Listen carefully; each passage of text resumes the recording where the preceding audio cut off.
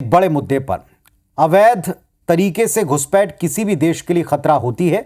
हमारे देश में अवैध बांग्लादेशी घुसपैठियों की जांच और धरपकड़ इन दिनों पूरे देश में हो रही और ये महाराष्ट्र, त्रिपुरा और दिल्ली में दिखाई पड़ी। ताबड़तोड़ एक्शन हो रहे हैं। क्या हुआ दिन भर, इस पर एक रिपोर्ट देख लीजिए।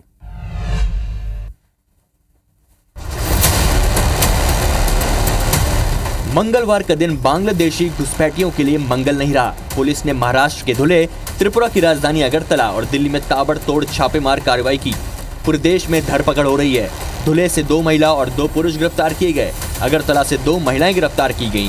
वहीं दिल्ली में पुलिस ने चेकिंग अभियान चलाया। पूछ रहा है तुम्हारा गांव का है, मेरे वाला असम का है। वो तो हमारा स्कूल का दोनों बुद्धि से मैंने बनाया। बांग्लादेशी कौन करना है वही चेकिंग हो रहा है अभी। यहाँ तो एक भी बांग्लादेशी नहीं है। घुसपैठियों के पास से फर्जी आधार कार्ड मिल रहे हैं, साथ ही कई आपराधिक घटनाओं में भी शामिल है। 5 बांग्लादेशी नागरिक गिरफ्तार किए हैं।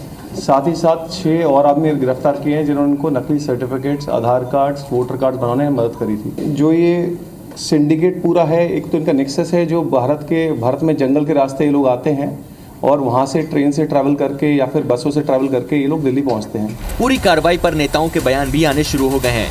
भाजपा सांसद मनोज तिवारी ने कहा कि पकड़ाए गए लोगों के खिलाफ राजद्रोह का केस दर्ज होना चाहिए।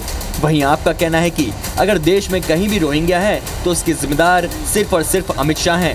इन लोगों के ऊपर देशद्रोह का केस चलना चाहिए और ऐसे लोगों को कहीं से भी नहीं बख्शा जाना चाहिए। हमारे देश के लोगों को उनका हक छीनने वाला ये कार्य है और निश्चित रूप से इनके जड़ों की जांच होनी चाहिए। अगर देश में कहीं भी रोहिंग्या है तो कैसे घुस रहे हैं?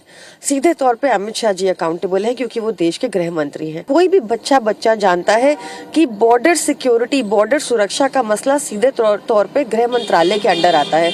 देश की सुरक्षा को लेकर केंद्र सरकार एक्शन मोड में है। बांग्लादेशी घुसपैठी देश की सिक्योरिटी के लिए खतरा है। ऐसे में इमिग्रेंट्स का वेरिफिकेशन जरूरी है। Bureau report, IBC 24।